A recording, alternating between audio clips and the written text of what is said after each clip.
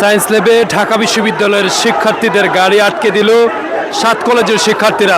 আমরা দেখতে পাচ্ছি যে তাদের সাথে শিক্ষার্থীদের সাথে ঢাকা বিশ্ববিদ্যালয়ের শিক্ষার্থীদের সাথে ধাক্কাধাক্কি এমন ঘটনা কিন্তু ঘটছে।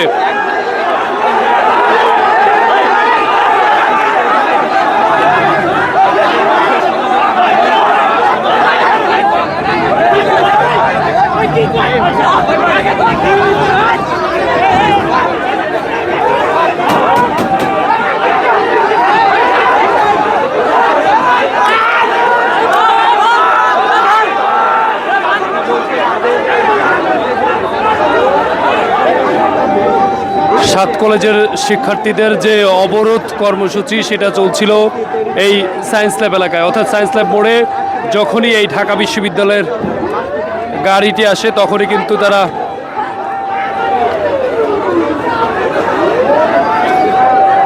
আটকে দেয় এবং সেই আটকে দেওয়ার ফলে এখানে ঢাকা বিশ্ববিদ্যালয়ের শিক্ষার্থীরা এসেছে তারা গাড়িটিকে সরিয়ে নেওয়ার জন্য কিন্তু আমরা দেখছি যে ঢাকা বিশ্ববিদ্যালয়ের শিক্ষার্থীদের সাথে 7 কলেজের শিক্ষার্থীদের অর্থাৎ ধাক্কাধাক্কি এমন ঘটনা কিন্তু ঘটছে।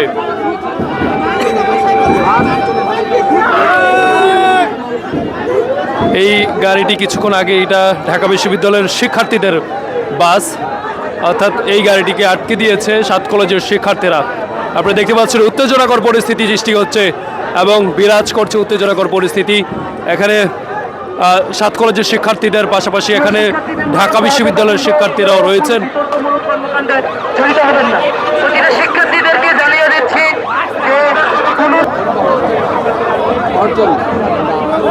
আপনারা দেখছেন যে এখানে ঢাকা বিশ্ববিদ্যালয়ে যারা শিক্ষার্থী রয়েছে তারাও কিন্তু সমঝোতার মাধ্যমে গাড়িটি ছাড়িয়ে নিয়ে যেতে চায়, কিন্তু তারা অবরোধ চলাকালীন বলছেন যে গাড়িগুলোকে কোনো গাড়ি ছাড়া যাবে না। আমরা দেখেছি হাজার হাজার গাড়ি আটকে আছে এই তাদের অবরোধের কারণে। এখানে ঢাকা বিশ্ববিদ্যালয়ের যে গাড়িটি সেই গাড়িটিও আটকে রয়েছে এবং ঢাকা বিশ্ববিদ্যালয়ের শিক্ষার্থীরা তারা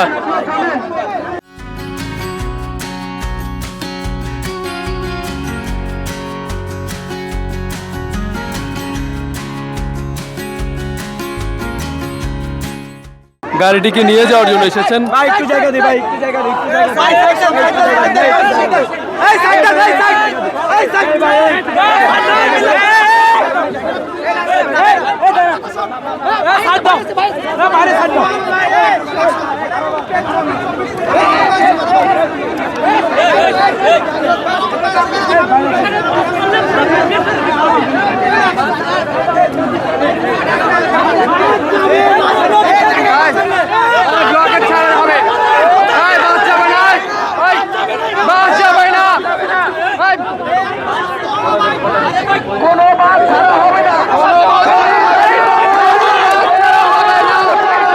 আপনারা দেখছেন যে উত্তেজনাকর পরিস্থিতি, কোনো বাস তারা ঢাকা বিশ্ববিদ্যালয়ের বাস ছাড়বে না এমনটি কিন্তু ঘোষণা দিচ্ছেন।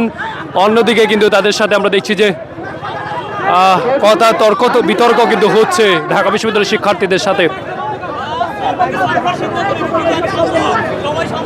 বাস ছাড়া হবে না, সিদ্ধান্ত কি ভাই?